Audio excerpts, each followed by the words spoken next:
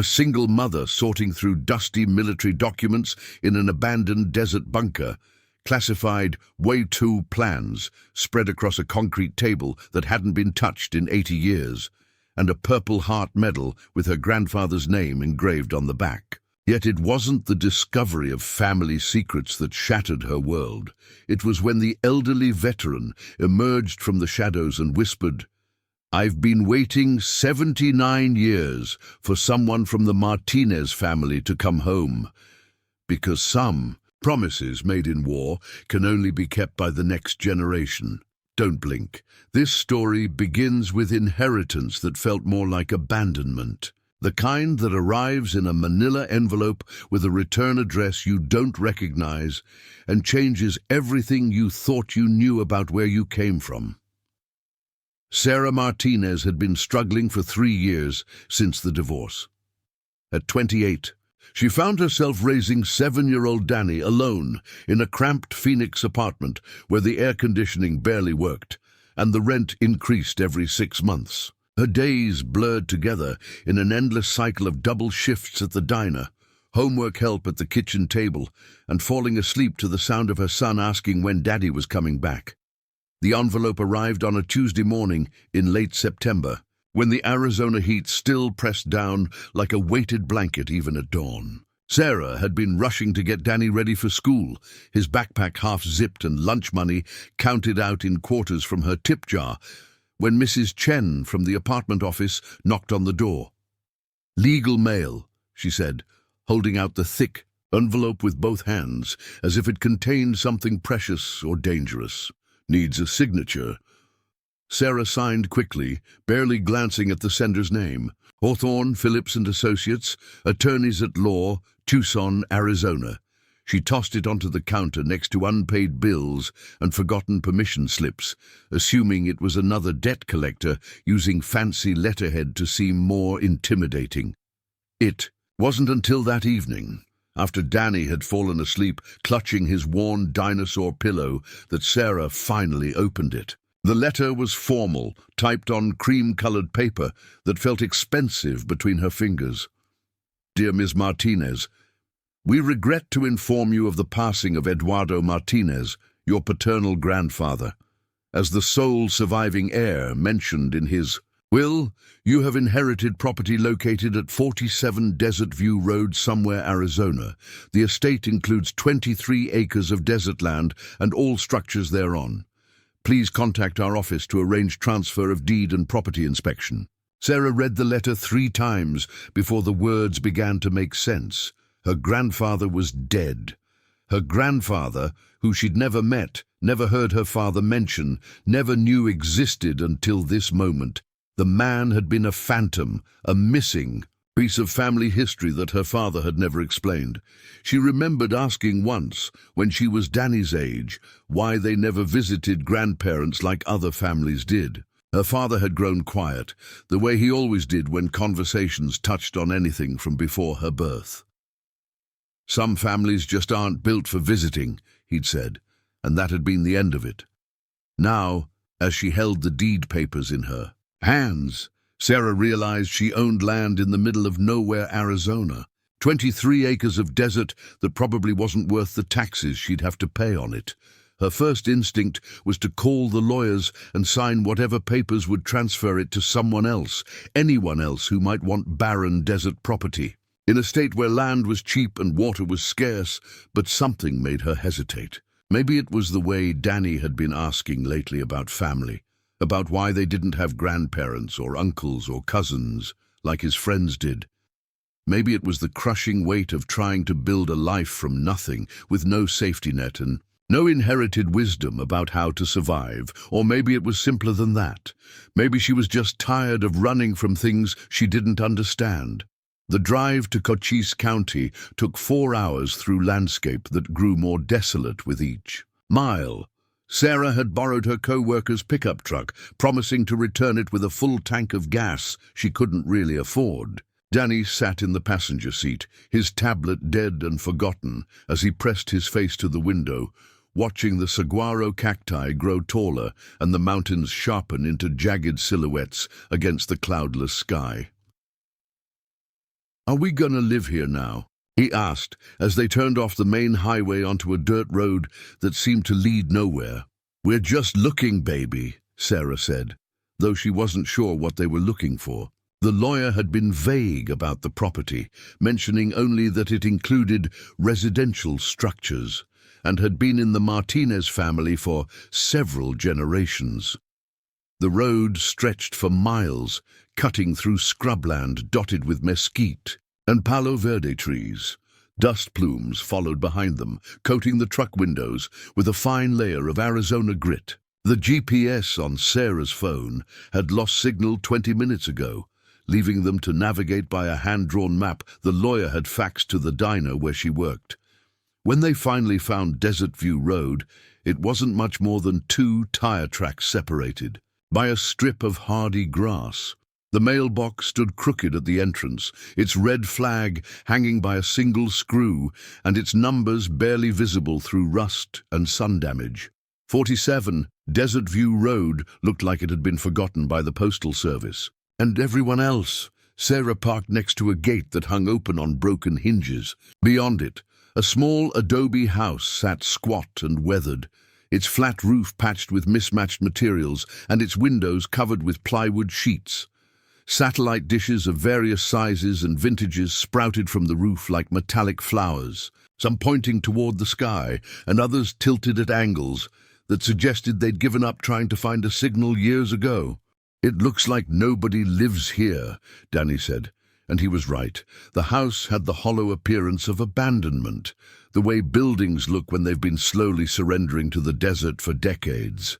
Sarah killed the engine, and they sat in. The sudden silence, both staring at what was apparently their inheritance. The desert stretched in every direction, broken only by distant mountains that wavered in the heat like mirages. No neighbors, no power lines, no signs of civilization except for the crumbling house and a windmill that turned lazily in the afternoon. "And breeze! Come on," Sarah said finally, grabbing the keys from the lawyer's envelope. "Let's see what's inside." The front door opened with a groan that suggested it hadn't been used in years. Inside, the house was larger than it appeared from outside, with thick adobe walls that kept the interior surprisingly cool. Dust motes danced in shafts of sunlight that leaked through gaps in the plywood window covers, illuminating rooms filled with furniture covered in white sheets like ghosts waiting for resurrection. Danny stayed close to Sarah as they moved through the house, their footsteps echoing on tile floors that were cracked but solid. The kitchen was outdated but functional, with a gas stove that looked like it belonged in the 1950s and a refrigerator that hummed to life when Sarah found the main electrical switch. In what must have been the living room, Sarah pulled the sheet off a couch and found herself looking at furniture that belonged in a museum. Everything was military surplus, she realized. Metal desk chairs, olive drab filing cabinets, a coffee table that looked like it had been welded rather than assembled. Even the books on the shelves were military manuals, technical guides, and histories of various wars. "Mom, look at this," Danny called from across the room.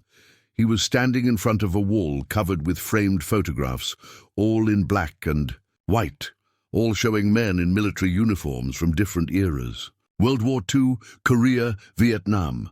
Some of the faces looked familiar in the way that family resemblances echo across generations, but Sarah couldn't identify any of them specifically. In the center of the collection hung a display case containing medals, ribbons, and commendations. A Purple Heart, a Bronze Star, campaign ribbons from the Pacific Theater, and at the bottom, engraved on a small brass plaque, Eduardo Martinez, Staff Sergeant, United States Army, 1943-1946. Sarah's breath caught. Her grandfather had been a war hero, and she'd never known. Her father had never mentioned military service, never talked about sacrifice or honor or any of the things that seemed to fill this house like invisible furniture. "Was he a soldier?" Danny asked, pressing his nose against the glass case.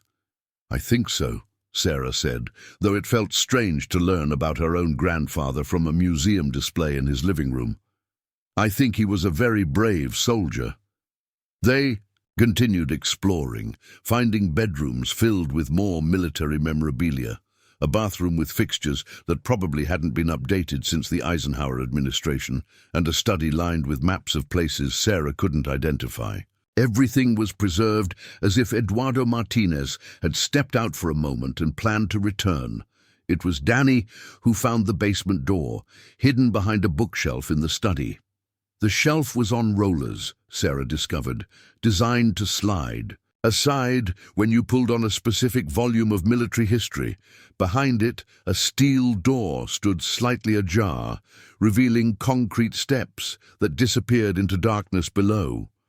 "Should we go down there?" Danny asked, his 7-year-old voice carrying the perfect mixture of excitement and apprehension that only children could manage. Sarah used her phone's flashlight to peer down the stairs. The steps were concrete, solid and permanent, leading to what looked like a much larger space below. Cool air drifted up from the basement, carrying scents of metal and paper and something else she couldn't identify. "Stay close to me," she said, and together they descended into what Eduardo Martinez had hidden beneath his desert home. The basement wasn't a basement at all. It was a bunker, carved out of bedrock and reinforced with concrete walls that looked thick enough to survive almost anything. Sarah's phone light swept across a space the size of a small warehouse, filled with equipment she couldn't identify and furniture that looked like it belonged in a military command center.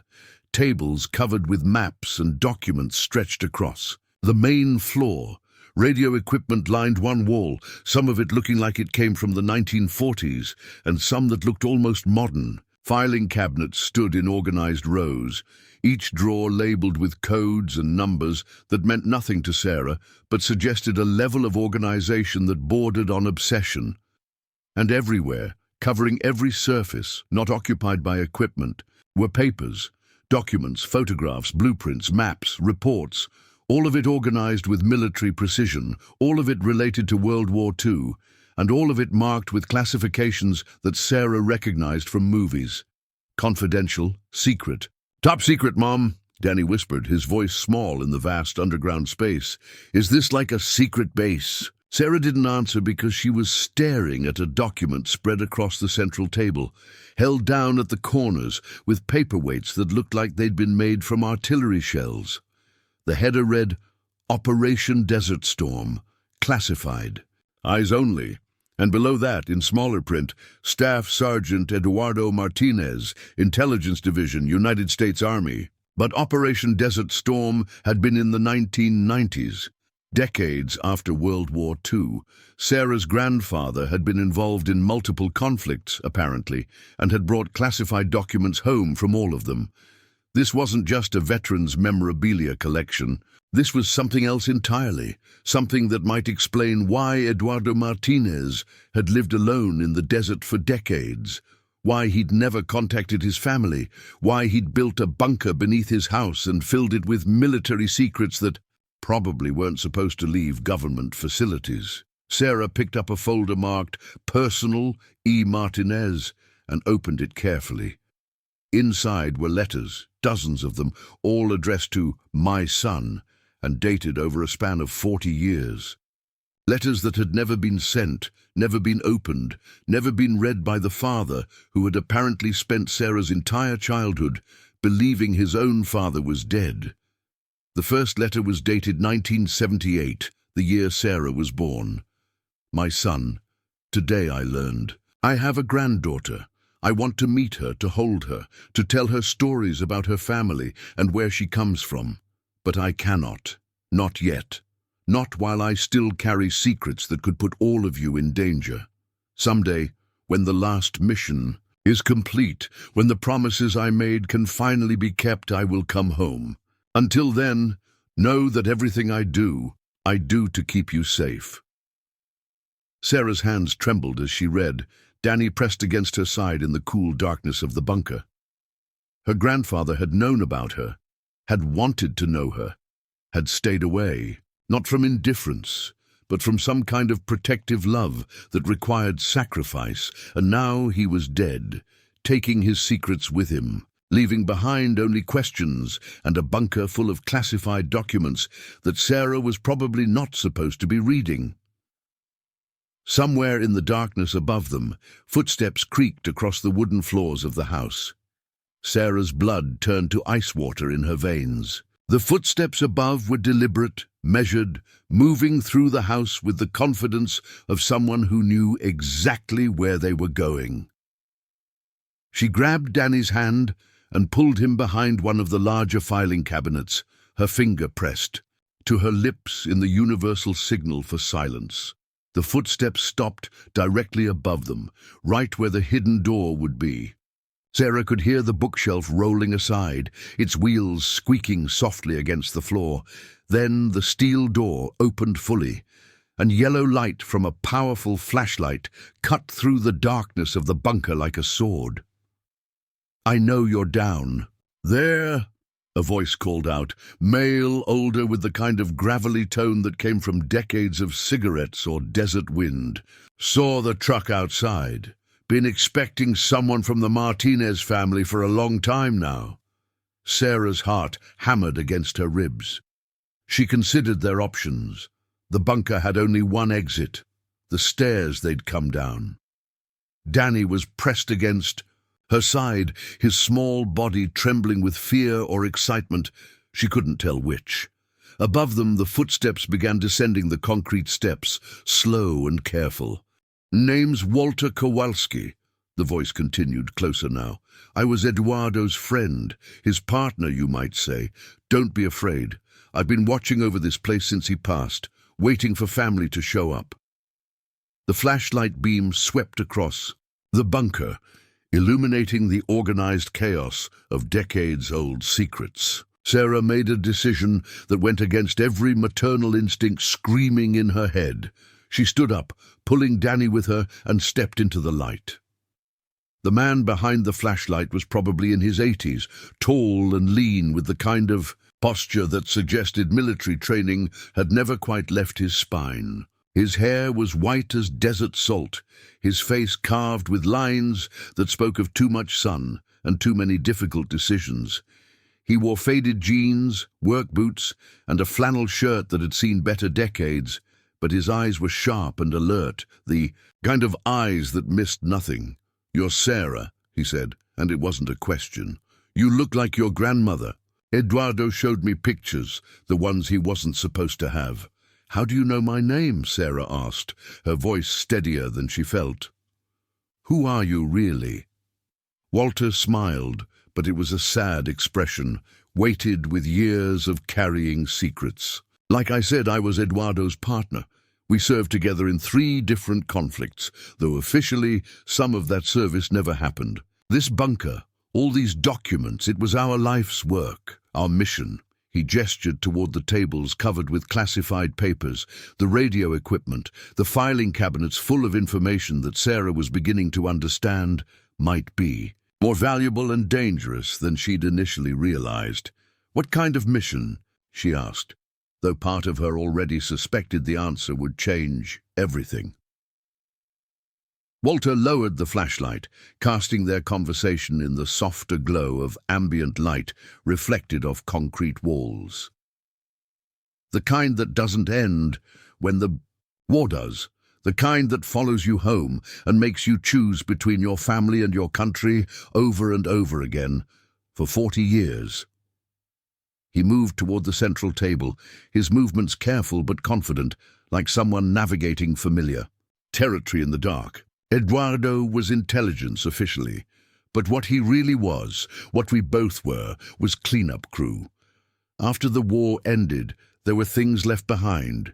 People, information, weapons, plans. Things that couldn't just be forgotten, but couldn't be made public either.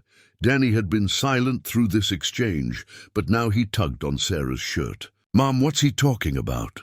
Walter knelt down to Danny's eye level, his expression softening.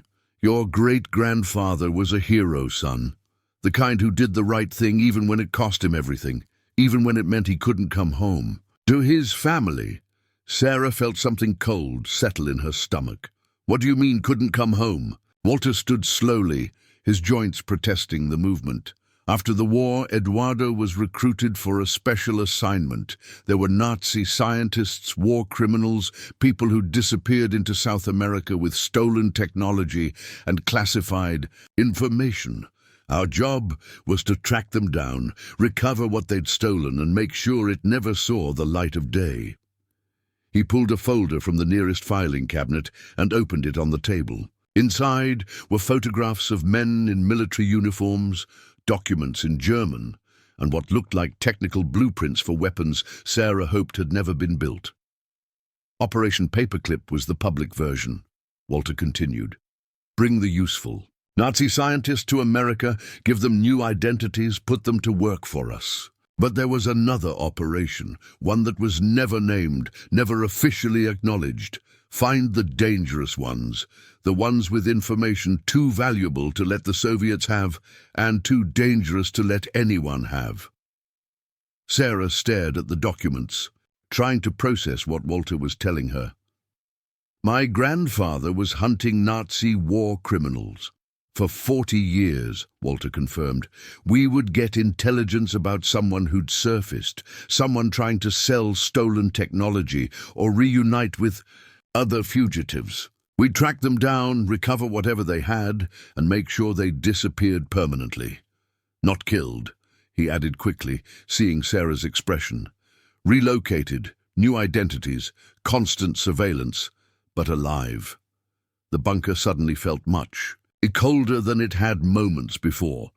Sarah wrapped her arms around Danny, who was staring at the photographs with the wide-eyed fascination that children brought to things they didn't fully understand. Why are you telling me this? Sarah asked. If this was all classified, if it was supposed to be secret. Walter's expression grew even more serious. Because it's not over. Eduardo died before the last mission was complete. There's one more target, one final loose end that needs to be tied up.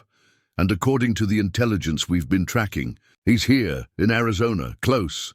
Sarah's world tilted on its axis. You mean there's still a Nazi war criminal living in Arizona? Not just any war criminal, Walter said, moving to another filing cabinet and withdrawing a thick folder marked with red tabs. Dr. Klaus Richter. He was part of the rocket program, but his real expertise was in chemical weapons. Nerve agents, specifically.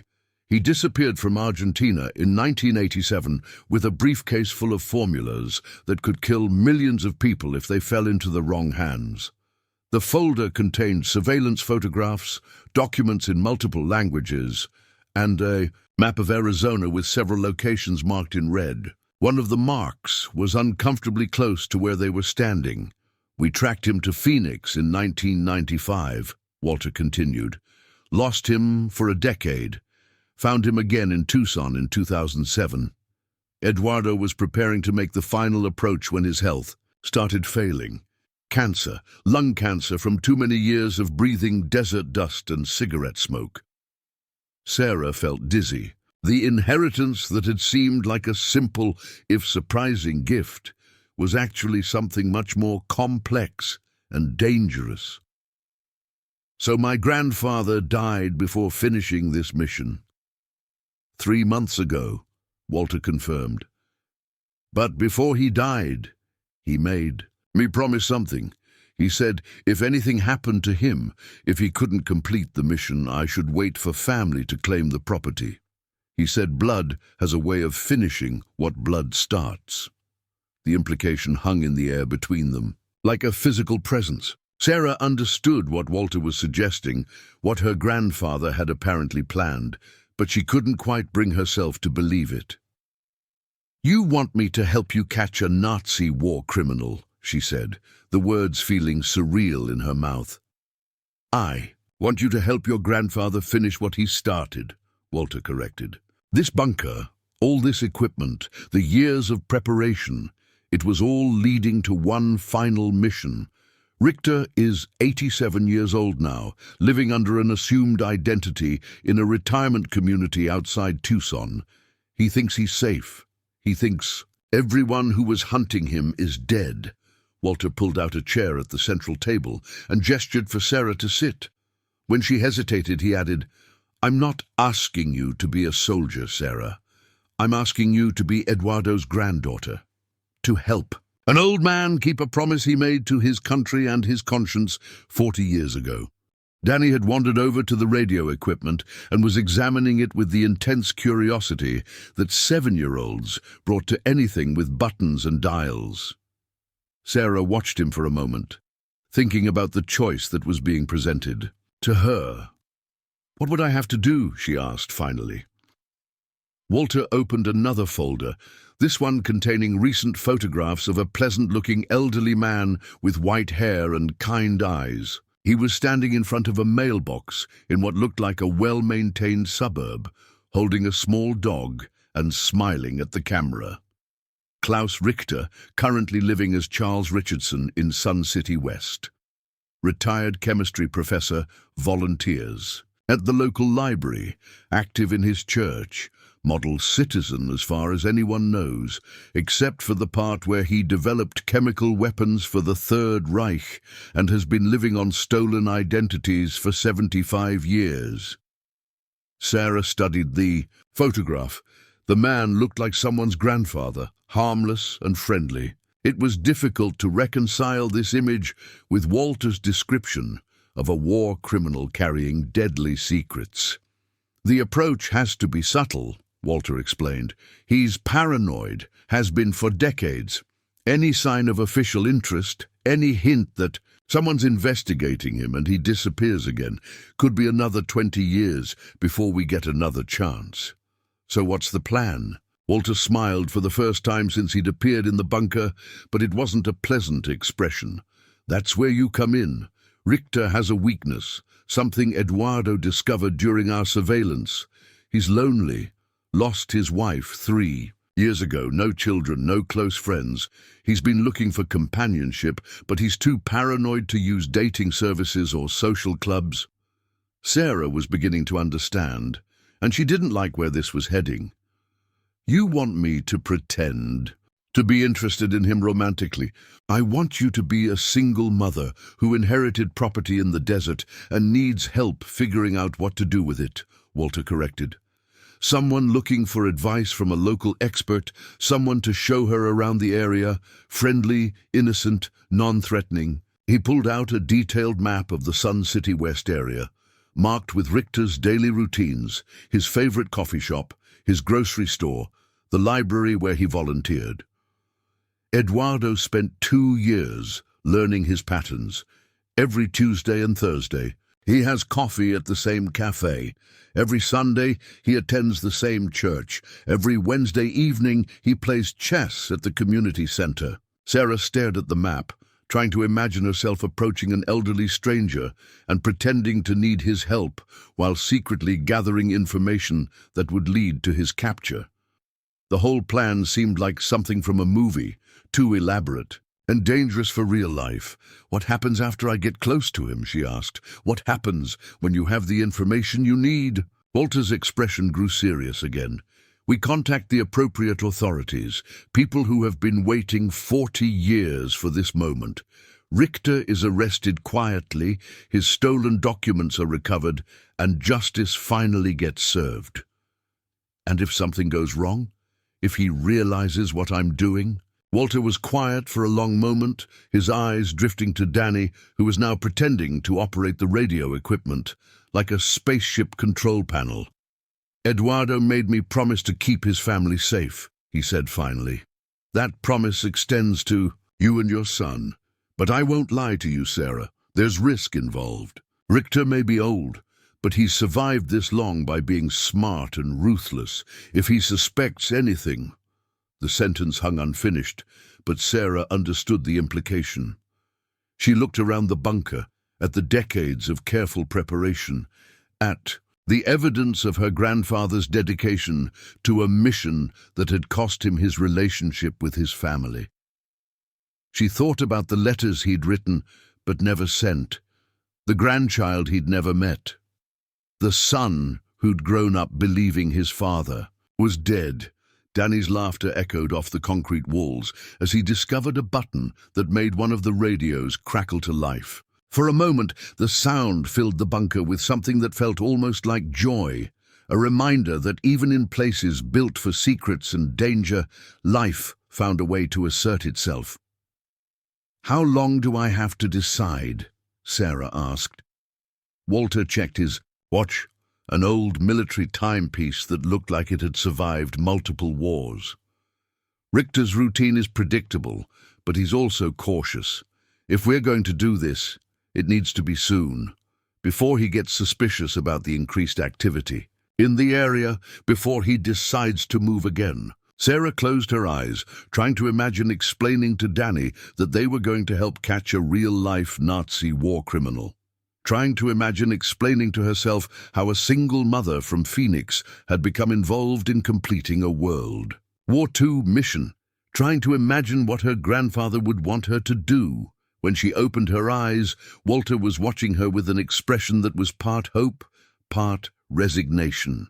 Behind him, Danny had discovered a drawer full of old military medals and was examining them with the reverence that children reserved for treasure. "If I do this," Sarah said, "I want to know everything. Every detail of the plan, every risk, every backup strategy. And I want your word that my son stays safe, no matter what happens." Walter nodded slowly. "You have it." "And I want to read those letters," Sarah continued, gesturing toward the folder marked personal. "All of them. I want to understand why. My grandfather thought this was worth sacrificing his family for."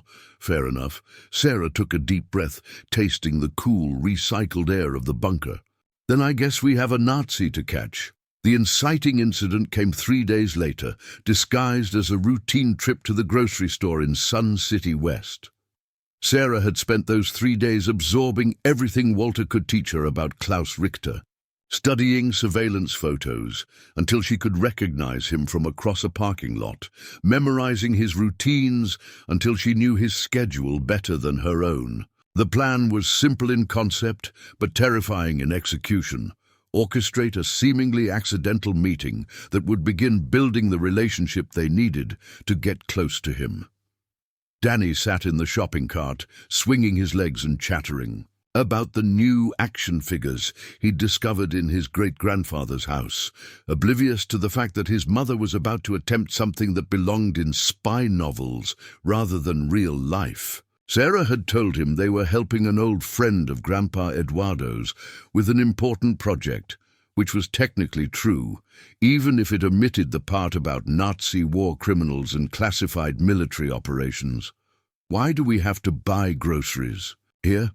Danny asked as they pulled into the Fry's parking lot. "We have a store closer to home." "Because we're staying at the desert house for a while," Sarah said, checking her appearance in the rearview mirror. Walter had coached her on everything, from her clothing choices to her body language. Look approachable but not desperate. Seem competent but not threatening. Be the kind of person an elderly man would want to help without seeming like someone who might be investigating him. She wore jeans and a simple blue blouse, her hair pulled back in a ponytail that made her look younger and less polished than she actually was. The goal was to appear like exactly what she was, a single mother trying to figure out her life, someone who might genuinely need advice from a friendly local expert. Inside the store, Sarah pushed the cart slowly through the aisles, letting Danny pick out cereal and snacks while she kept one eye on the entrance. According to Walter's surveillance notes, Richter shopped here every Tuesday morning between 10 and 11, following a predictable route through the store that started in the produce section and ended at the pharmacy. At 10:23, he appeared.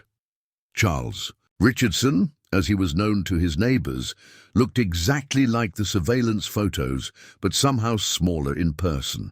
He moved with the careful deliberation of someone whose bones had grown fragile with age, pushing a cart that contained the precise shopping list of a man who lived alone. Single servings of everything, fresh vegetables in quantities that suggested he cooked for one, the kind of practical efficiency that came from decades of careful planning.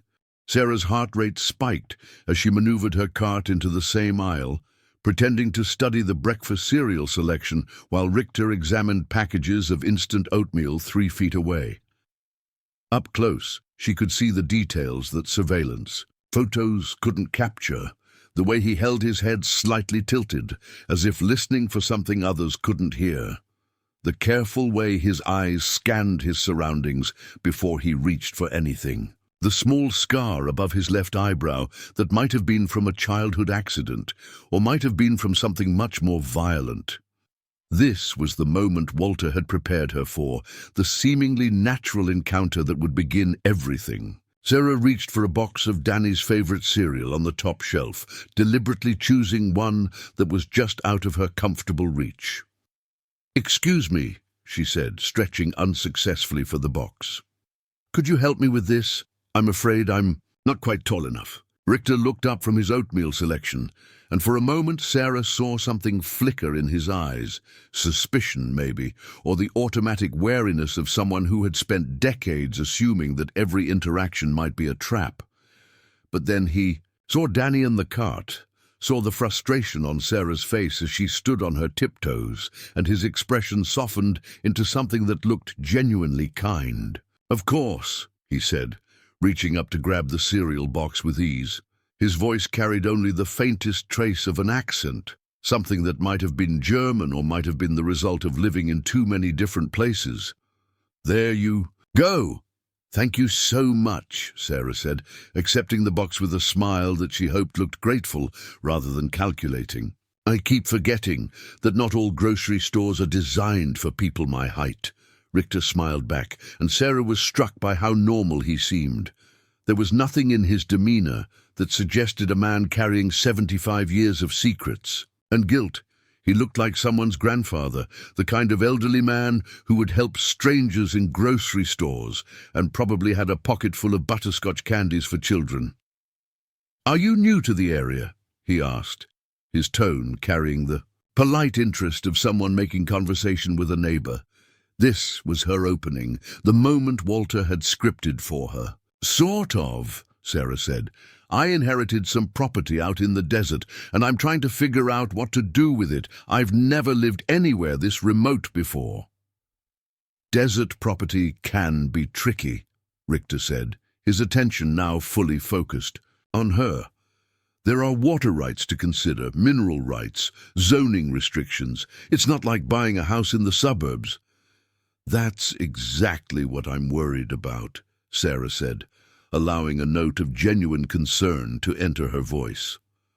"I have no idea what I'm doing, and I'm afraid I'm going to make some expensive mistakes." Danny, who had been quietly observing this exchange, suddenly spoke up. "Mom, are we going to live in the weird house with all the pictures?" Sarah felt her face flush with embarrassment that wasn't entirely manufactured. "Sorry, 7-year-olds don't have much of a filter. We're staying at my grandfather's house while I try to figure out what to do with the property." "Your grandfather was local?" Richter asked, and Sarah thought she detected a slight sharpening of interest in his voice. "Eduardo Martinez," Sarah said, watching Richter's face carefully for any sign of recognition. "He passed away a few months ago. I never really knew him growing up, so I'm discovering a lot of family history I wasn't aware of. If the name meant anything to Richter, he didn't show it." His expression remained politely interested, but Sarah noticed that his grip on his shopping cart had tightened slightly. "Martinez," he repeated thoughtfully. "Spanish name, but there are quite a few Hispanic families in the area. What part of the desert is the property on?" "Out past Cochise County," Sarah said. "About an hour east of here. It's really isolated." "Which I guess is what my grandfather wanted. The house is full of military memorabilia, so I think he was probably the type who liked his privacy." "Military man," Richter said, and this time Sarah was certain she heard something different in his voice. "What branch?" "Army, I think. World War II, Korea, maybe Vietnam. Like I said, I'm still learning about family history I never knew existed. They stood in the cereal aisle for another few minutes, making small talk about the challenges of desert living and the quirks of inherited property. Richter offered several pieces of genuinely helpful advice about well maintenance and dealing with local contractors, speaking with the authority of someone who had lived in the area for decades. Sarah found herself almost forgetting that this kindly old man was supposed to be a war criminal, until she caught sight of his eyes when he thought she wasn't looking. There was something behind them, a watchfulness that suggested he was evaluating her as carefully as she was evaluating him. When they finally parted ways at the checkout line, Richter handed her a small piece of paper with a phone number written in careful handwriting. "If you have any questions about the property or need recommendations for local services," he said, "I've been in the area for 25 years, happy to help a new neighbor." Sarah accepted the paper with what she hoped was appropriate gratitude. "That's very kind of you. I'm Sarah, by the way, Sarah Martinez. Charles Richardson," he replied, extending his hand for a brief, firm handshake. "Welcome to Arizona." As Sarah loaded groceries into her borrowed truck, she watched Richter drive away in the immaculate silver sedan that looked like it had never seen a speck of dust, despite living in the desert. The license plate was Arizona, but Walter had told her that Richter changed cars every few years, always paying cash, always maintaining perfect paperwork that would pass any casual inspection. "Did you like that man?" Danny asked as they drove back toward the desert property. "He seemed nice," Sarah said carefully. "Why do you ask?" "He reminded me of someone," Danny said, his 7-year-old brain working on connections that adults might miss. "Like someone from a movie or something, but not a good movie." Sarah glanced at her son in the rearview mirror, wondering what instincts children possessed that adults had learned to ignore. "What kind of movie?" "Like the scary ones where the nice man turns out to be the bad guy," Danny said matter-of-factly. "But maybe I'm wrong. Maybe he's just a regular nice man." Back at the desert house, Walter was waiting in the kitchen with a cup of coffee and an expectant expression. Sarah had been dreading this debriefing, uncertain whether her first attempt at espionage had been successful or disastrous. "How did it go?" he asked, as soon as she walked through the door. Sarah set the grocery bags on the counter and pulled out the piece of paper with Richter's phone number.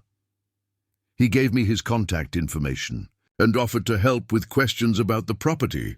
Walter examined the paper as if it contained classified information, which Sarah supposed it did. "Good handwriting," he observed. "Careful, precise. That's consistent with what we know about him." "He asked about my grandfather," Sarah said. "Seemed interested when I mentioned Eduardo was military, but I couldn't tell if he recognized the name or was just making conversation." "He's careful," Walter said. "Richter has survived this long by never showing his hand too early. The fact that he engaged with you at all is significant. Most of the time, he avoids extended conversations with strangers."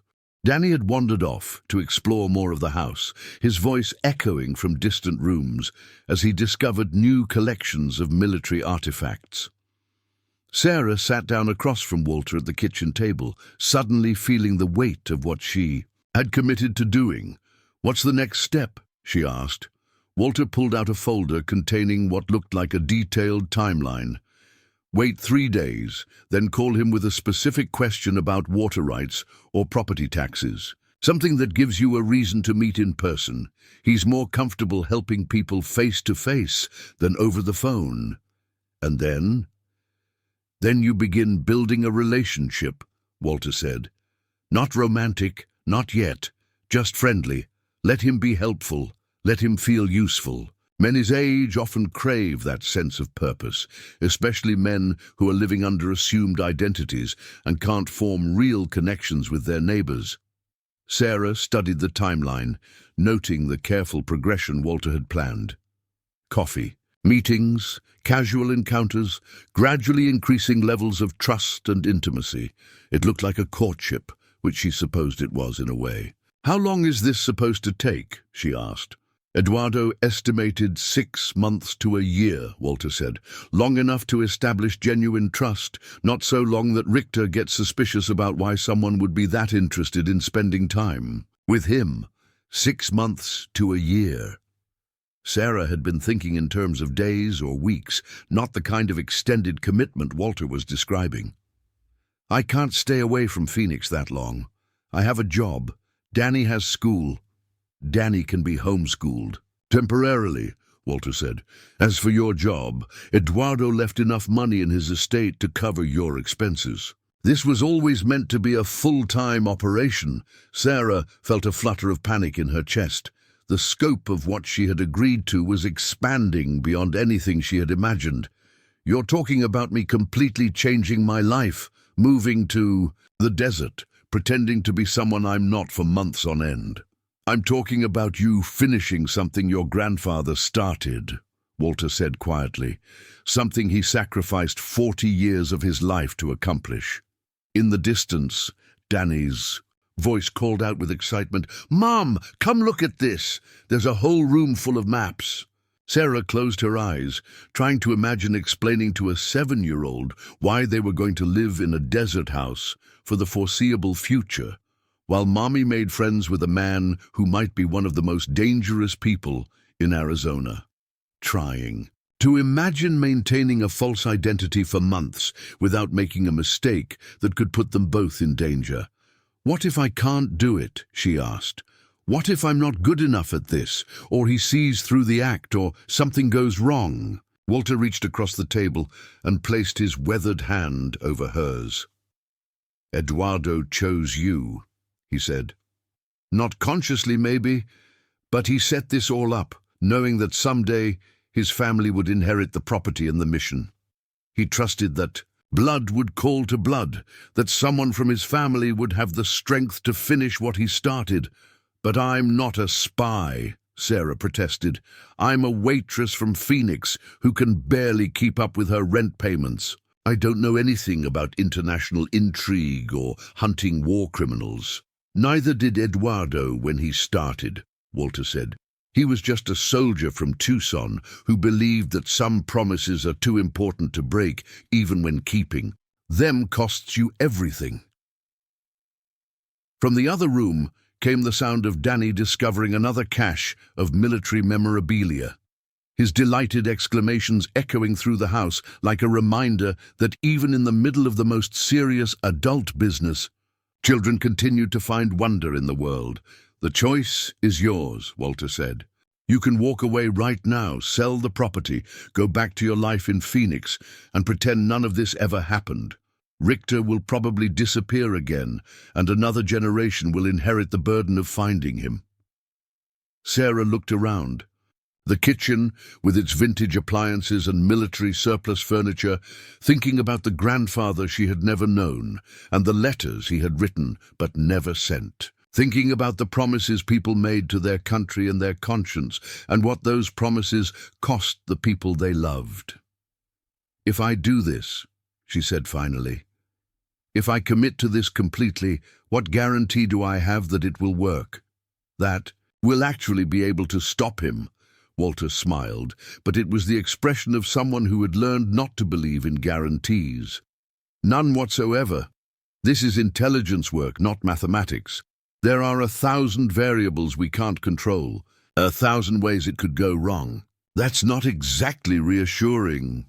"It's honest," Walter said, "which is more than Eduardo got when he signed up for this mission 40 years ago." Sarah stood up and walked to the window, looking out at the desert landscape that stretched endlessly, toward mountains that seemed impossibly distant. Somewhere out there, Klaus Richter was living his carefully constructed life, believing he had successfully escaped justice for crimes committed when Sarah's grandfather was young, believing that everyone who might have hunted him was dead or had given up. Danny appeared in the doorway, holding a Purple Heart medal in his small hands. "Mum, was great-grandpa Eduardo really brave?" Sarah looked at her son, then at Walter. Then back at the desert that had hidden her grandfather's secrets for so many years. "Yes, baby," she said. "I think he was the bravest man I never knew." Are we going to be brave too? Sarah took the purple heart from Danny's hands, feeling the weight of it, the weight of promises made and kept and passed down through generations. "Yes," she said, surprised by the certainty in her own voice. "I think we are." 3 days later, she called the phone number Charles Richardson had given her. The phone rang 3 times before Charles Richardson answered, his voice carrying the careful politeness of someone who had learned to be cautious about unexpected calls. "Hello, Mr. Richardson, this is Sarah Martinez. We met at the grocery store a few days ago. You were kind enough to help me reach something on the top shelf." There was a brief pause, and Sarah could almost hear him placing her in his memory. "Of course, yes, the young woman with the desert property. How are you settling in?" "That's actually why I'm calling," Sarah said, following Walter's script while trying to sound natural. "I've been going through my grandfather's papers, and I found some documents about water rights that I don't understand at all. You mentioned you'd been in the area for a long time, and I was wondering if you might be able to help me make sense of them." Another pause, longer this time. Sarah held her breath, wondering if she had pushed too hard too fast, if something in her request had triggered his paranoia. "Water rights can be quite complex in Arizona," Richardson said finally, "especially for older properties. What type of documents are you looking at?" Sarah glanced at Walter, who was listening on a second phone and nodding encouragingly. "Some kind of agreement from the 1950s, and what looks like a geological survey. There are a lot of legal terms I don't recognize." "The 50s, Richardson repeated thoughtfully. "That would be from the early days of groundwater regulation. Those documents could be quite valuable, depending on what rights they establish." "Would you be willing to take a look at them?" Sarah asked. "I'd be happy to meet you somewhere convenient, maybe buy you coffee as a thank you for your time." "Well," Richardson said, and Sarah could hear him weighing the request. "I suppose I could spare an hour or two. There's a cafe in Sun City West that I frequent, Sunrise Coffee on Grand Avenue. Would tomorrow morning work for you?" Sarah felt a surge of excitement mixed with terror. "That would be perfect. What time?" 10 o'clock. I usually have my coffee then anyway." "I'll be there. And Mr. Richardson, thank you so much for this. I really don't know what I'd do without help from someone who understands the area." After she hung up, Walter smiled with what might have been approval or might have been relief. "Good," he said. "Natural, not too eager. You gave him a specific reason to meet that plays to his expertise." "Now what?" Sarah asked. "Now you prepare for the most important conversation of this entire operation," Walter said. "Everything depends on how well you handle tomorrow morning." The next 24 hours passed in a blur of preparation and anxiety. Walter coached Sarah on everything from her posture to her word choices, drilling her on backstory details until she could recite her fictional family history without hesitation. She was Sarah Martinez, 28. Recently divorced, working as a waitress in Phoenix while trying to finish her college degree. She had inherited unexpected property from a grandfather she barely knew and was struggling to figure out what to do with it. "Stay as close to the truth as possible," Walter advised. "The best cover stories are built on real foundations. The only fiction is your motivation for being there." Danny spent the morning exploring the bunker with the fascination of a child who had discovered a real-life secret base. Walter had given him a junior detective badge from some long-ago promotional campaign, and Danny wore it with the seriousness of someone who had been entrusted with important work. "What if he asks too many questions?" Sarah asked as she prepared to leave for the meeting. "What if I say something wrong?" "Then you're a confused young woman who doesn't know much about her grandfather's business," Walter said. "Let him be the expert. Let him feel useful. Men like Richardson have spent decades being careful, but they also crave the opportunity to demonstrate their knowledge. Sunrise Coffee was exactly the kind of place Sarah had expected. A cheerful suburban cafe filled with retirees reading newspapers and discussing golf scores. The atmosphere was aggressively normal, the kind of environment where dangerous secrets seemed impossible and war criminals belonged only in history books. Richardson was already there when she arrived, sitting at a corner table with a clear view of both the entrance and the parking lot. Sarah noticed that detail immediately, filing it away as confirmation that Walter's assessment of the man's paranoia was accurate. He stood when he saw her, a gesture of old-fashioned politeness that made Sarah wonder what kind of upbringing had shaped him before the war changed everything. He wore khaki slacks and a button-down shirt, the uniform of retired men everywhere. But Sarah found herself studying his hands as he shook hers. They were steady, careful, the hands of someone who had learned precision in circumstances where mistakes could be fatal. "I took the liberty of ordering you a coffee," he said, gesturing to a cup waiting at the opposite side of the table. "I hope you don't mind. I wasn't sure how long you might be held up in traffic." "That's very thoughtful," Sarah said, settling into her chair and pulling a manila folder from her bag. "I brought copies of the documents I mentioned. I hope you don't mind looking at them in a public place." "Not at all," Richardson said. But Sarah noticed that he positioned himself so he could see the papers without anyone else in the cafe being able to observe them. "Let's see what your grandfather left you."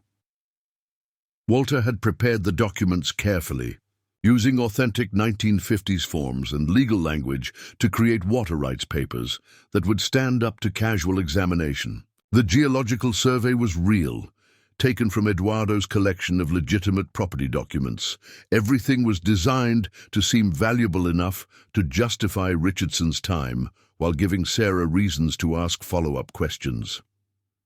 Richardson studied the papers with the attention of someone who genuinely understood their contents, occasionally making small sounds of interest or concern. After several minutes, he looked up with an expression of mild surprise.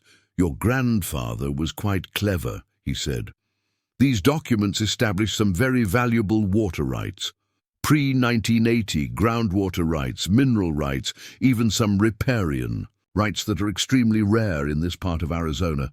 "Is that good?" Sarah asked, allowing herself to sound hopeful. "Preparing and narrating this type of story took us long efforts and hard work. So if you are enjoying the story, please consider subscribing to our channel." "Very good," Richardson confirmed. "Properties with established water rights like these are worth significantly more than comparable land without them. Your grandfather knew what he was doing when he acquired this property." Sarah felt a flutter of genuine curiosity. "Do you know much about the history of the area? I keep wondering what made him choose such an isolated location." Richardson's expression became more guarded, and Sarah realized she might have ventured into sensitive territory. "The desert attracts a certain type of person," he said carefully. "People who value privacy, who prefer to be left alone." After the war, there were many veterans who found cities too crowded, too noisy. "Were you in the war?" Sarah asked, following Walter's advice to seem naturally curious about an older man's experiences. "I was too young for World War II, Richardson said, which was technically true if he had been born in the mid-1920s rather than earlier. "But I served during Korea. Different war, similar aftermath. Sometimes men need space to process what they've seen." Sarah nodded sympathetically, thinking about the letters Eduardo had written but never sent, the isolation he had chosen to protect his family from his secrets. "My grandfather never talked about his service. I'm still learning about that part of his life. Many veterans prefer not to discuss their experiences," Richardson said. "Some memories are better left undisturbed." They spent the next hour going through the documents line by line, with Richardson explaining the legal implications of various clauses and provisions. He was genuinely knowledgeable, Sarah realized, and genuinely helpful. If she had actually been a confused young woman trying to understand inherited property, his advice would have been invaluable. But as they talked, Sarah began to notice other things. The way Richardson's eyes constantly scanned the cafe, monitoring the other customers, and the staff, the way he positioned his body to maintain clear sightlines to all exits. The careful way he spoke about the past, never offering specific details about his own history or experiences. Most telling was what happened when a young man in a military uniform entered the cafe. Richardson tensed almost imperceptibly. His attention immediately focused on the soldier as he ordered coffee at the counter. The young man was clearly just a customer, taking a break from whatever duties had brought him to the area. But Richardson watched him with the intensity of someone evaluating a potential threat. "Local base?" Sarah asked casually, following Richardson's gaze. "Luke Air Force Base isn't far from here," Richardson said, his voice carefully neutral. "We see military personnel in the area occasionally," but his body language remained tense. Until the young soldier left with his coffee, and Sarah filed away another piece of confirmation that Charles Richardson was not what he appeared to be. As their meeting wound down, Richardson gathered the documents and handed them back to Sarah with what seemed like genuine concern for her situation. "These papers establish valuable rights," he said, "but they also create responsibilities. Property taxes, environmental regulations, water usage monitoring. You'll need legal representation to navigate all of this properly." "Do you know any lawyers in the area?" Sarah asked. "Someone who specializes in this kind of thing?" Richardson hesitated, and Sarah could see him weighing how much help to offer versus how much involvement to risk. "There are several firms in Tucson that handle water rights," he said finally. "I could make some recommendations." "That would be wonderful," Sarah said, then took what Walter had told her was a calculated risk. "Actually, I was wondering if you might be willing to come out to the property sometime. I'd love to get your opinion on some of the other issues I'm dealing with, the well system, some boundary questions, things like that." Richardson's pause was longer this time, and Sarah could practically see him running threat assessments in his mind. An isolated property, a woman he barely knew, requests that would take him away from public spaces and witness. "I'm not sure that would be appropriate," he said carefully.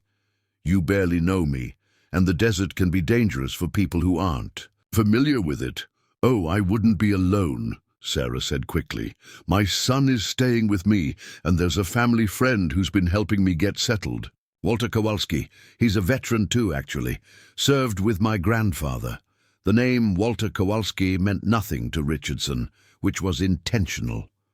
Walter had carefully constructed a background that would check out under casual investigation, while giving no hint of his real relationship to Eduardo Martinez, but the mention of another veteran seemed to ease some of Richardson's concerns. "Well," he said slowly, "I suppose I could spare a few hours next weekend. Saturday afternoon, perhaps. I could take a look at your well system, check the property boundaries." "That would be incredible," Sarah said, allowing genuine gratitude to color her voice. "I can't tell you how much I appreciate your help with all of this." As they prepared to leave, Richardson handed her another piece of paper, this one with the names and phone numbers of 3 law firms in Tucson. "Call any of these offices," he said. "Tell them Charles Richardson referred you. They'll take good care of you." Sarah accepted the referrals with appropriate thanks, wondering how many years Richardson had been building the kind of reputation that allowed him to make such recommendations with confidence. How many layers of false identity and carefully constructed relationships had he created to support his cover story? "I'll see you Saturday then," she said, as they walked toward their cars. "Around 2 o'clock?" 2 o'clock, Richardson confirmed. "And Sarah, be careful out there in the desert. It's beautiful country, but it doesn't forgive mistakes." As Sarah drove back toward the property, she found herself replaying every moment of the conversation, analyzing Richardson's words and body language for clues about what he might really be thinking. The meeting had gone well, she thought, but she couldn't shake the feeling that she was playing a game whose rules she didn't fully understand, against an opponent who had been perfecting his strategy for decades. Back at the house, Walter debriefed her with the thoroughness of a military intelligence officer, which Sarah supposed he essentially was. Every detail of the conversation was examined, every gesture and expression analyzed for significance. "He's interested," Walter concluded after hearing Sarah's full report. "Interested enough to take risks he normally wouldn't take. That's good." "He seemed genuinely helpful," Sarah said. "Almost kind. It's hard to reconcile that with what you've told me about him." "The best predators are often the most charming," Walter said grimly. "Richardson has spent 75 years perfecting the art of being exactly the kind of person people want to trust. That's how he's survived this long." Danny emerged from the bunker, his junior detective badge still pinned to his shirt and his hands dirty from exploring filing cabinets full of old intelligence reports. "Did you catch the bad guy yet?" he asked with the directness that only children could manage. "Not yet, sweetheart," Sarah said, pulling him into a hug that smelled of dust and desert air. "But we're getting closer." That evening, as Danny slept, in one of the bedrooms that Eduardo had preserved like a museum of his own isolation, Sarah sat in the kitchen reading more of her grandfather's unsent letters. Each one revealed more about the man who had chosen duty over family, mission over personal happiness. One letter, dated just 2 years before his death, contained a passage that stopped Sarah cold. "My dear son, I know you must hate me for disappearing from your life.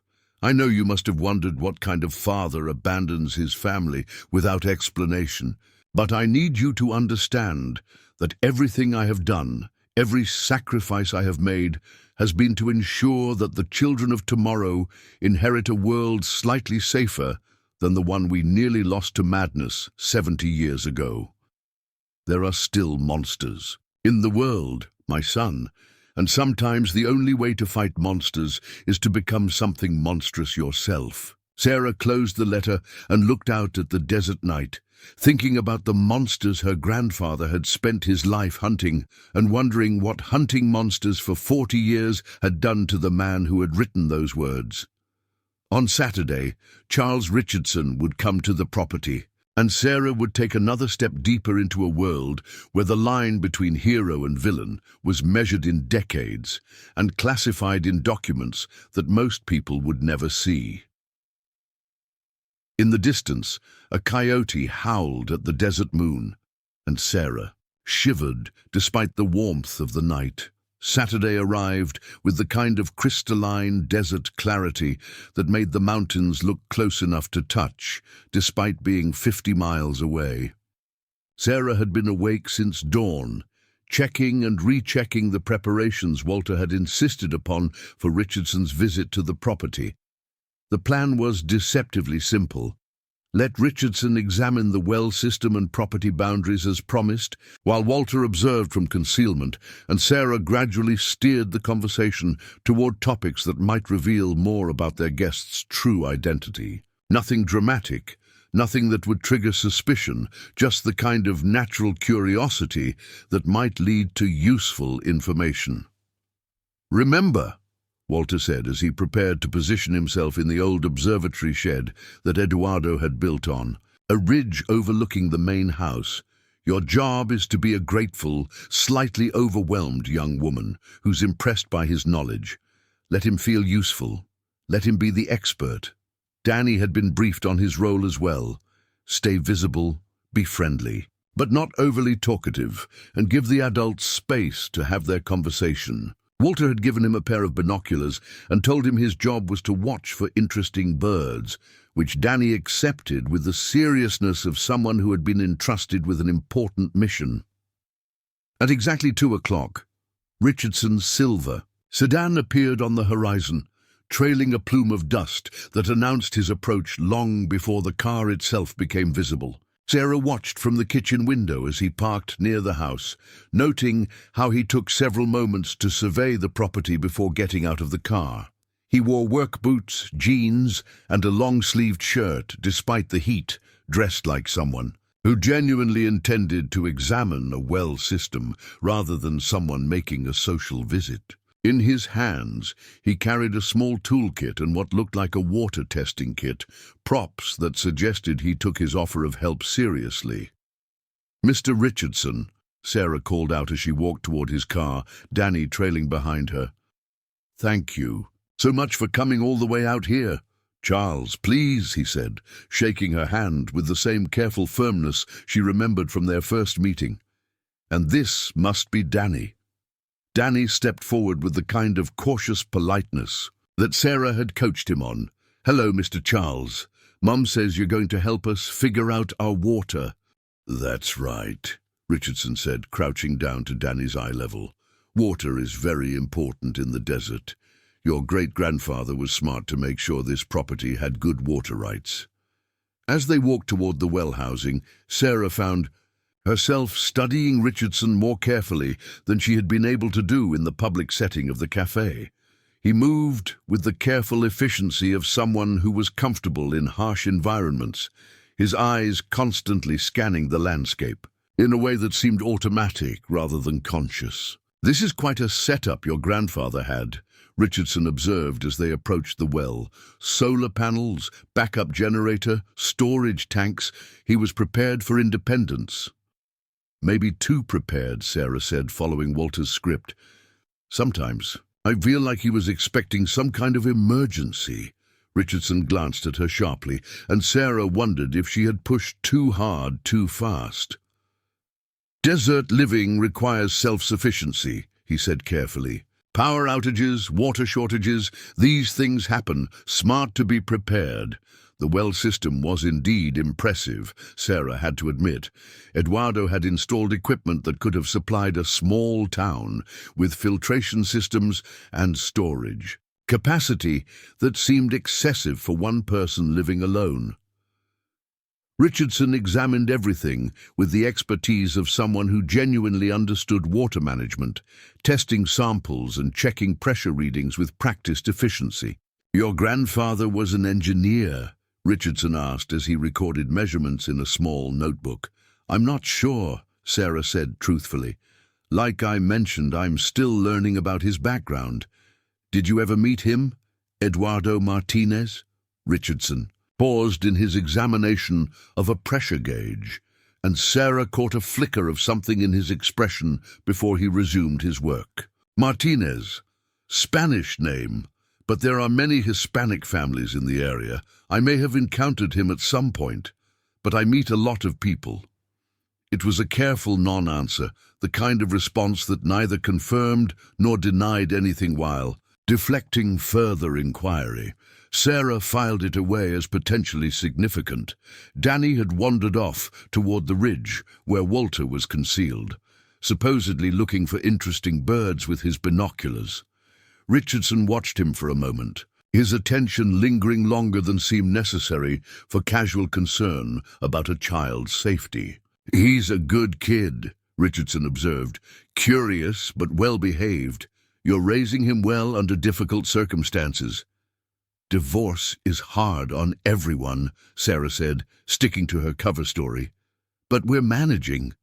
Single parenthood in an isolated location like this could be challenging," Richardson said, his tone carrying what might have been genuine concern or might have been fishing for information. "Do you have support nearby? Family, friends?" "Walter has been helpful," Sarah said. "My grandfather's friend I mentioned. He's staying in town while I get settled, but he checks on us regularly." "Military friend?" "Yes, they served together. He's been telling me stories about my grandfather that I never heard growing up." Richardson's interest sharpened noticeably. "What kind of stories?" Sarah felt a flutter of nervousness. This was the moment Walter had prepared her for, the chance. to gauge Richardson's reaction to information about Eduardo's military service without revealing how much she actually knew. "Just general army stories," she said with studied casualness. "Basic training, some overseas deployments. Walter says my grandfather was very dedicated to his service, even after he came home. Many veterans remained committed to their military and connections," Richardson said.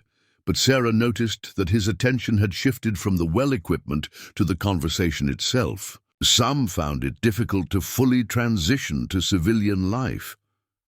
Walter mentioned that they worked together on some kind of special assignment after the war, Sarah continued, watching Richardson's face carefully. "Something with army intelligence, I think, but he's pretty vague about the details." Richardson's hand stilled completely on the water testing equipment.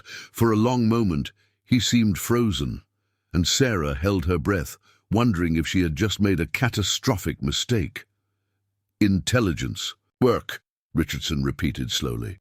"Your grandfather was involved in intelligence work." "I guess so," Sarah said, trying to sound like someone who didn't fully understand the significance of what she was saying. "Walter doesn't like to talk about it much.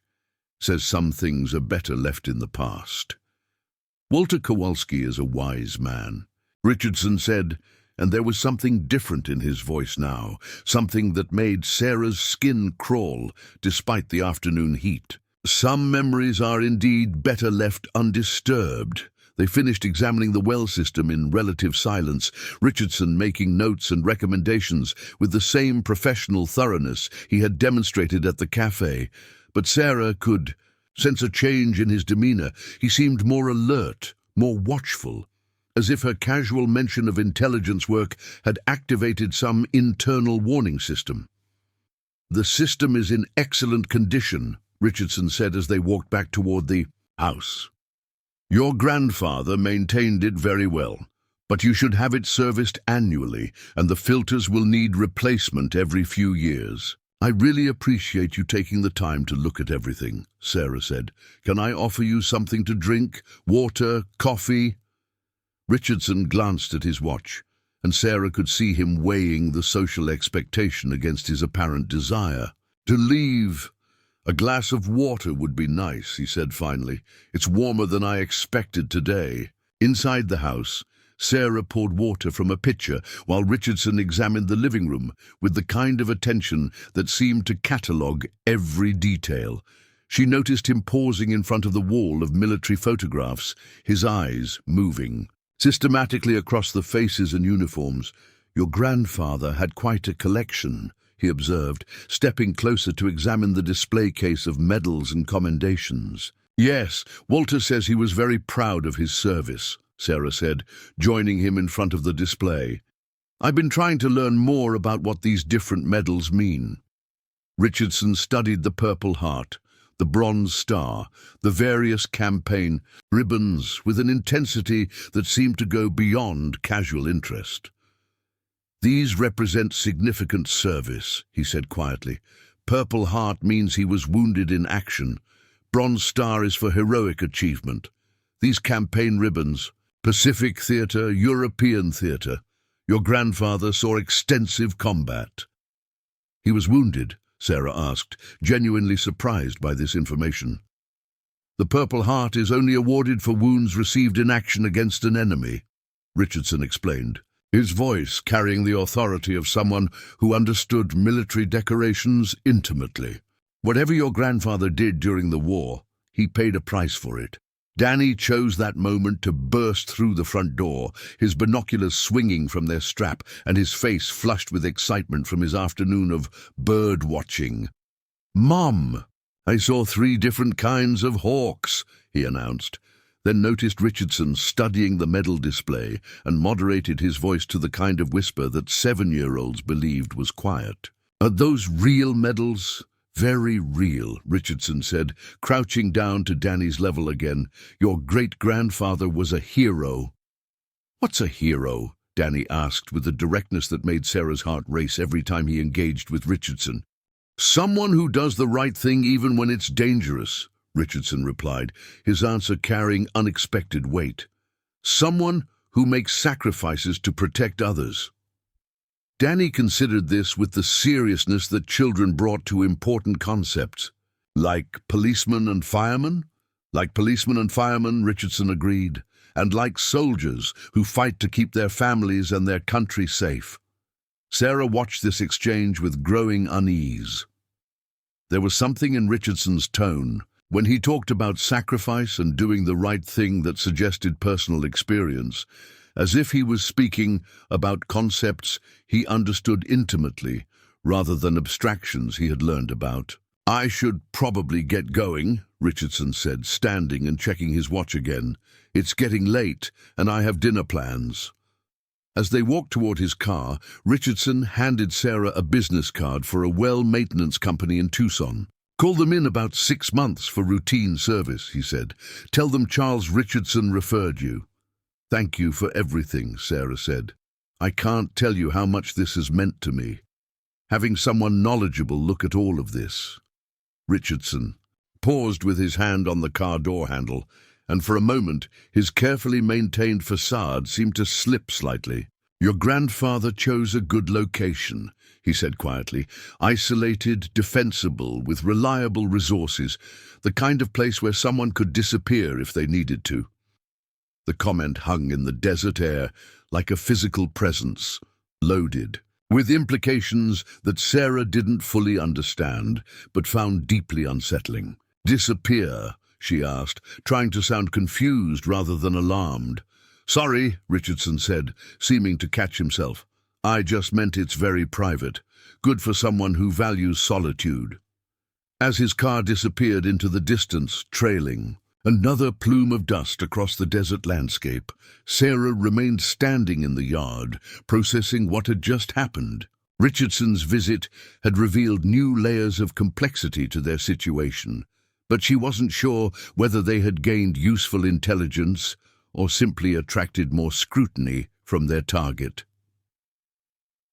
Walter emerged from his concealment on the ridge, his face grim as he approached the house. "We need to talk," he said without preamble. Inside, with Danny safely occupied in his room with a new collection of military manuals that Eduardo had apparently saved for children, Walter debriefed Sarah with an intensity that bordered on interrogation. "He knows more than he's letting on," Walter said after hearing Sarah's full report. "The way he examined those medals, the questions about Eduardo's intelligence work, that comment about disappearing. He's not just being helpful." "What do you think he knows?" Sarah asked. "I think Charles Richardson has heard the name Eduardo Martinez before," Walter said grimly.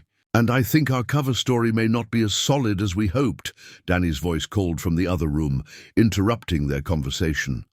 "Mom, come look at this book. It has pictures of tanks." Sarah started toward her son's voice, but Walter caught her arm. "We may need to accelerate the timeline," he said quietly. "If Richardson is suspicious, we can't afford to let him have time to investigate us." "What does that mean?" "It means the next phase of this operation just became much more dangerous," Walter said, "and much more urgent." In the distance, the mountains that had seemed so close that morning now looked impossibly far away, as if the desert itself was expanding to keep them isolated with their secrets and their growing sense that they were playing a game whose stakes they were only beginning to understand. That night, as Sarah tucked Danny into bed, he asked a question that made her blood run cold. "Mom, why did that nice man ask so many questions about great-grandpa Eduardo?" Sarah forced her voice to remain calm. "What do you mean, sweetheart?"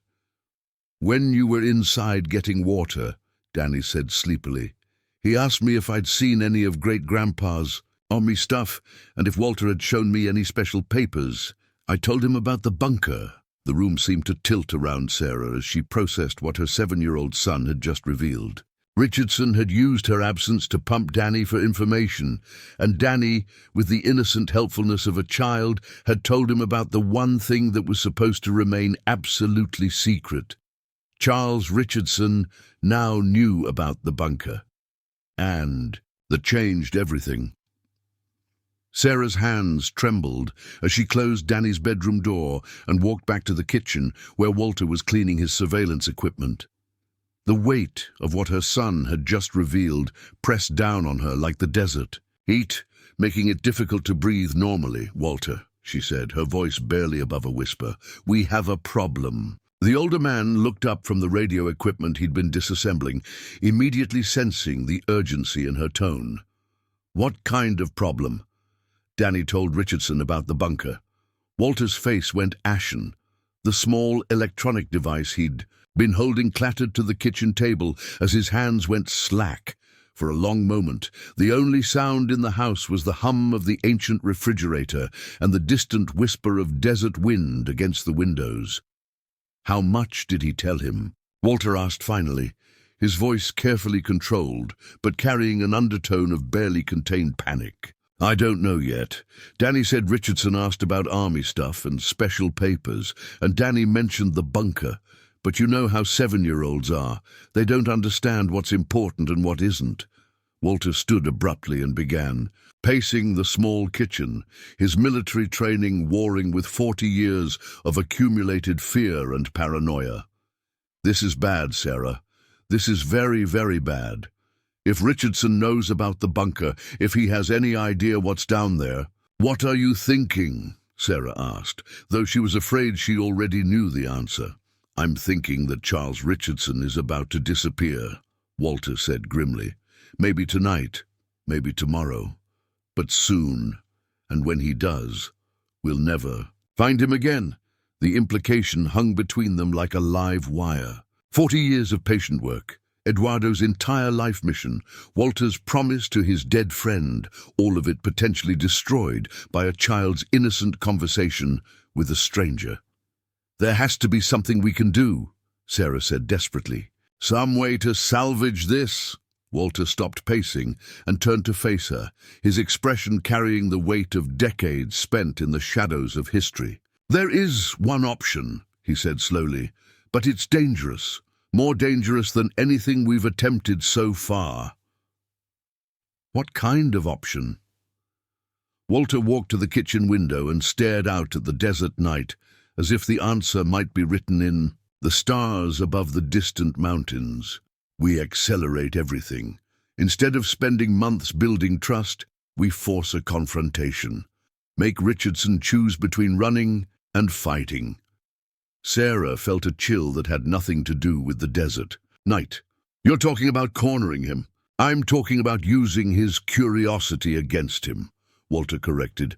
"Richardson is paranoid, yes, but he's also been isolated for decades. The mention of Eduardo Martinez, the intelligence work, the bunker, all of that will eat at him. He'll want to know more, and if we're wrong, if he just runs, then we've lost anyway," Walter said with brutal honesty. "At least this way, we have a chance." Over the next hour, Walter outlined a plan that made Sarah's heart race with terror and determination in equal measure. It was audacious, reckless, and completely unlike the careful, methodical approach they had been following. But it was also, Walter argued, their only remaining option. The plan hinged on a simple psychological principle. Richardson's greatest strength was also his greatest weakness. He had survived for 75 years by being careful, by never taking unnecessary risks, by always having an escape route. But that same caution meant he couldn't resist investigating potential threats before deciding how to respond to them. "We're going to tell him the truth," Walter said, "or at least part of it." "Are you insane?" Sarah asked. "Maybe," Walter admitted. "But think about it. Richardson knows something is wrong now. He knows there's more to this situation than a confused granddaughter asking for help with property documents. So instead of pretending otherwise, we confirm his suspicions. We tell him we found classified materials in Eduardo's bunker. We say we don't know what to do with them." Sarah stared at Walter as if he had lost his mind completely. "You want to tell a Nazi war criminal that we have classified documents? I want to tell Charles Richardson that we have documents we don't understand, and we need someone with intelligence experience to help us figure out what to do with them, Walter corrected. Someone like him. The audacity of it was breathtaking. Instead of hunting Richardson, they would invite him to hunt them. Instead of trying to expose his secrets, they would pretend to need his expertise to understand secrets they had supposedly discovered by accident. "He'll never believe it," Sarah said. "He doesn't have to believe it completely," Walter replied. "He just has to be curious enough to want to see what we've found, and paranoid enough to want to control the situation rather than run from it." The next morning, Sarah made the phone call that would either save their mission or destroy it completely. Her hands shook as she dialed Richardson's number, and she had to clear her throat twice before speaking when he answered. "Charles, it's Sarah Martinez. I'm sorry to bother you so early, but something's happened. Something I think you should know about." There was a pause on the other end of the line, and Sarah could almost hear Richardson's mental gears turning as he processed her tone of voice and the implications of an early morning call. "What kind of something?" he asked carefully. "After you left yesterday, I kept thinking about what you said about my grandfather's military service. So I decided to explore more of the house, look through some areas I hadn't examined yet, and I found some things that I think might be important. Military things." Another pause, longer this time. "What kind of military things?" Sarah took a deep breath, committing herself to Walter's desperate gambit. "Documents. Lots of them. Some of them have stamps that say classified or top secret. I don't know what any of it means, but I'm worried I might have found something I'm not supposed to have." The silence that followed stretched so long that Sarah began to worry Richardson had hung up. When he finally spoke, his voice carried a note of barely controlled intensity. "Sarah, listen to me very carefully. Do not touch those documents. Do not move them. Do not show them to anyone. Do not even look at them more than you already have. Do you understand?" "I understand," Sarah said, allowing genuine fear to color her voice. "But Charles, what am I supposed to do? I can't just pretend." "I didn't find them." "Where exactly did you find these documents?" Richardson asked. This was the moment of truth, the point where Walter's plan either succeeded or failed catastrophically. "In a room under the house," Sarah said. "Like a basement, but bigger. There's equipment down there, radios and maps and filing cabinets full of papers." The silence that followed was so complete that Sarah wondered if Richardson had stopped breathing. When he finally spoke, his voice was entirely different, harder, more focused, carrying an authority that his helpful retiree persona had never revealed. "I'll be there in 2 hours," he said. "Don't go back down there, don't call anyone else, wait for me." The line went dead, leaving Sarah staring at the phone and wondering what she had just set in motion. Walter spent the next 2 hours making preparations that transformed the house and bunker into something that looked like a carefully planned trap, but was actually an even more carefully planned ambush. Hidden recording devices were positioned to capture every word of whatever conversation was about to take place. Communication equipment was set up to contact federal authorities at a moment's notice. Weapons were placed in strategic locations, disguised as Eduardo's military memorabilia, but accessible if the situation turned violent.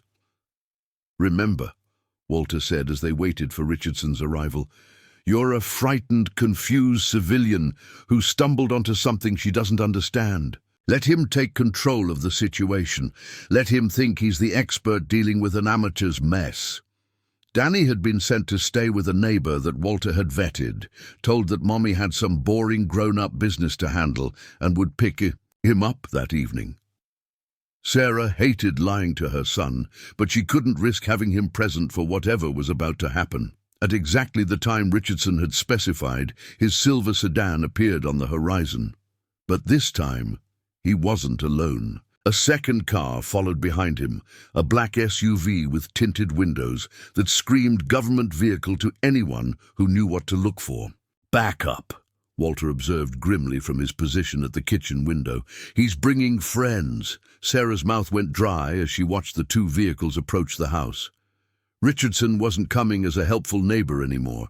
He was coming as someone with the resources and connections to handle a potential security breach, which meant he was revealing capabilities that Charles Richardson, retired chemistry professor, shouldn't possess.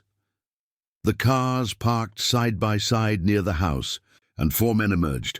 Richardson looked the same as he had the day before, but his demeanor was completely different. Gone was the friendly, helpful retiree. In his place was someone who moved with military precision and carried himself with the authority of someone. Accustomed to command, the three men with him were younger, fit and professional in a way that suggested extensive training in situations exactly like this one. They wore civilian clothes, but their alertness and positioning marked them as security personnel or worse. Sarah opened the front door before they could knock, following Walter's instruction to appear cooperative rather than defensive. "Charles," she said, allowing relief to show in her voice, "thank you for coming so quickly. I've been so worried about this." "Sarah," Richardson replied, his tone businesslike but not unfriendly. "These are colleagues of mine. We need to assess the situation you've described." The word colleagues sent a chill down Sarah's spine. Charles Richardson had colleagues who could be summoned on 2 hours' notice to deal with classified document discoveries. That was not the kind of resource network available to retired chemistry professors. "Of course," Sarah said. "I'll show you what I found." As they walked toward the hidden entrance to the bunker, Richardson's colleagues spread out in a pattern that suggested they were securing the area rather than simply accompanying their friend. Sarah noticed one of them speaking quietly into a radio device, reporting their arrival to someone who wasn't present. The bookshelf mechanism that concealed the bunker entrance drew immediate attention from Richardson's team. They examined it, with the expertise of people who had encountered similar installations before, commenting to each other in voices too low for Sarah to overhear. "When did you discover this?" Richardson asked as they prepared to descend into the bunker. "Yesterday evening after you left," Sarah said. "I was thinking about what you said about my grandfather being prepared for emergencies, so I started looking around more systematically. I found the mechanism by accident." Richardson nodded, but Sarah could see him filing away every detail of her story for later analysis. They descended into the bunker, and Sarah watched Richardson's colleagues react to what they found there. Their expressions were professional, controlled, but she could see recognition in their eyes. They knew what they were looking at. "My God," Richardson said softly as his flashlight swept across the organized chaos of Eduardo's lifework. "How long was your grandfather collecting all of this?" "I have no idea," Sarah said truthfully. "I'm still learning things about him that my father never told me." Richardson moved through the bunker with the confidence of someone navigating familiar territory, his attention immediately drawn to the most sensitive documents and equipment. Sarah noticed that he knew exactly which filing cabinets to examine, which maps were most significant, which pieces of radio equipment were worth investigating. "This is a serious situation, Sarah," Richardson said, as he examined a folder full of surveillance photographs. "These documents are highly classified. Possessing them without proper authorization is a federal crime." "I didn't ask to inherit them," Sarah said, letting desperation creep into her voice. "I just want to do the right thing. That's why I called you." Richardson studied her for a long moment, and Sarah felt as if she were being evaluated by a professional interrogator rather than a helpful neighbor. "What exactly do you want me to do?" he asked.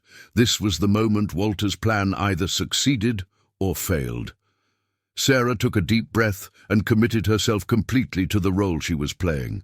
"I want you to help me figure out how to turn all of this over to the proper authorities without getting myself in trouble," she said. "You obviously know more about this kind of thing than I do. I trust you." The word trust seemed to resonate with Richardson in a way that Sarah hadn't expected. His expression softened slightly, and for a moment she caught a glimpse of something that might have been genuine emotion beneath his professional facade. Trust, he repeated quietly. Yes, I suppose that's what this comes down to. One of Richardson's colleagues approached and whispered something in his ear that made his face go rigid. Richardson nodded and turned back to Sarah with an expression that made her blood turn to ice. Sarah, he said calmly, I'm afraid we have a problem. Here's a 1,500-word version of your story, preserving the suspense, character dynamics, and narrative flow, while tightening the prose for clarity and pacing. What kind of problem? Sarah asked, though the steel in Richardson's voice had already told her the truth. Their cover was blown. The facade was crumbling fast. Richardson didn't answer immediately. He nodded to one of his associates, who stepped forward and presented a tablet. On the screen, a background report loaded with photos and official-looking files. Walter Kowalski, Richardson said. His voice was unnervingly calm.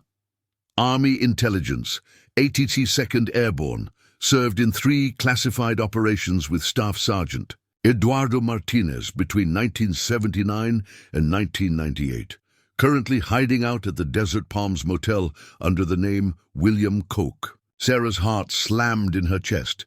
In hours, Richardson had accessed military files that were supposed to be buried. The harmless retiree was gone. In his place stood a man with the reach of a shadow government. I don't understand, she said, clinging to the crumbling lie. Walter is just a friend of my grandfather's. Walter Kowalski has been hunting me for 40 years. Richardson cut in, his accent subtly shifting, revealing something Eastern European beneath the Midwest drawl. As did Eduardo Martinez, until his convenient death 3 months ago. The bunker suddenly felt like a coffin. The exit was blocked. This wasn't just a botched meeting, it was a trap. You're Klaus Richter, Sarah said. There was no point in pretending anymore. Richardson gave a small, mirthless smile. I haven't used that name in a long time, and you're not some naive granddaughter who stumbled onto secret documents. Sarah's thoughts scrambled. Walter's contingency plans hadn't accounted for this. Being trapped underground with a former Nazi war criminal and his henchmen hadn't been part of the mission. What do you want? She asked. I want to know what you've learned, who else is involved, and what you plan to do with the information you think you've uncovered. Richter moved to the central table, where Eduardo's most sensitive files were displayed. A colleague set up a sleek recording device. This was no conversation. They were preparing for an interrogation. But first, Richter continued, you should know who your grandfather really was. He pulled out a thick folder from Eduardo's cabinets and opened it. Surveillance photographs, unclassified reports, target profiles, some figures in military uniforms, some in civilian clothes, all marked with dates and red X's across their faces. Eduardo Martinez was not a hero, Richter said coldly. He was an assassin, not defending his country, eliminating threats before they could speak. Sarah's stomach turned. The documents were too detailed, too real.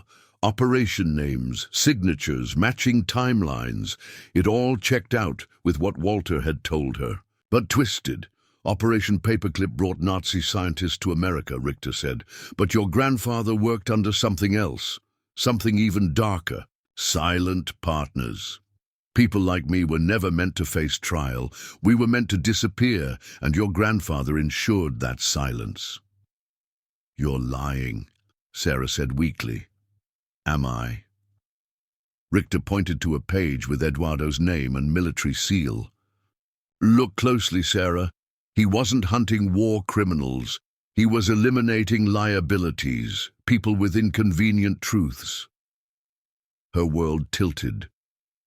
Could Eduardo really have spent his life cleaning up for the same government that had hidden men like Richter? Even if that's true, she said, it doesn't excuse what you did. The experiments, the chemicals. I followed orders, Richter replied. So did your grandfather. The only difference is that his orders were written in English. A man whispered something into Richter's ear. His expression darkened. "Walter's here," he said. "Armed, not alone." Sarah's heart leapt. Walter had realized they were in trouble, but he was walking into the same trap. "Here's what happens now," Richter said. "You call Walter down. Tell him to come unarmed. Convince him that everything's fine, and if I don't..." One of Richter's men pulled a pistol, not pointed at her, just shown. "A warning. If you don't, things get violent," Richter said. "I'd rather not." Sarah nodded, stepping toward the entrance. She took a deep breath. "Walter!" she called. "Could you come down here, please? There's something I need you to see." A pause. "Everything all right, Sarah?" came his reply. "Yes," she said, forcing calm into her voice. "Charles has been helpful. There are documents here you need to look at." Another pause, then footsteps, concrete stairs, and then he appeared. Walter, eyes scanning the room, assessing threats. "Hello, Walter," Richter said. "It's been a long time." Walter's face turned to stone. "Klaus Richter." "Please," Richter gestured to a chair. "Join us.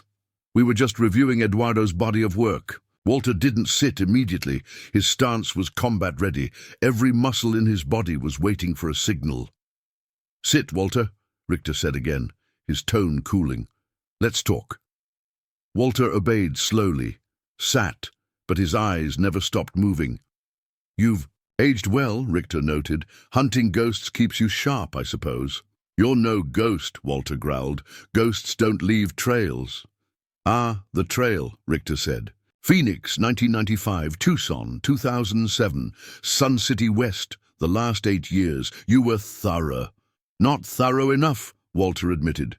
"No," Richter said, "because you misunderstood the assignment. You thought you were chasing a fugitive. You were actually monitoring an asset." Silence fell like a curtain. "That's impossible," Walter said. Richter pulled a folder marked with government seals and declassification stamps. He opened it, revealing files with CIA, DOD, and NSA letterheads. "Operation Shepherd," Richter said, 1947 to 1998. "Its purpose, protect men like me.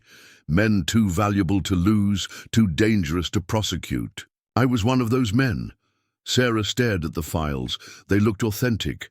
Richter's name, his alias, documentation of government housing, stipend records, even surveillance protocols. Walter looked hollow. "You're saying we worked for the same people who were protecting you?" "Yes," Richter said. "They didn't want to arrest me. They wanted to manage me. You were their managers." He dropped another thick stack of papers on the table. Surveillance reports with Walter's and Eduardo's names. "All this," Richter said, "filed with the same agencies that were protecting me. You weren't hunters, you were babysitters." Walter stared in disbelief. "That's why Eduardo never moved on you," he whispered. "Exactly," Richter replied. He understood. That arrest was never the goal. Control was. His death gave me some breathing room until you and Sarah showed up. Footsteps echoed above. Vehicles, voices shouting. Richter's jaw clenched. "It seems we've attracted attention," he said. "Federal, I'd guess. Somebody decided this went too far." He straightened his jacket, prepared for confrontation. "Walter," he said, "you have a choice. Keep believing you're the hero, or accept that you've spent your life keeping people like me alive." "What truth?" Walter asked numbly. "That there are no heroes in this business," Richter said. "Only survivors."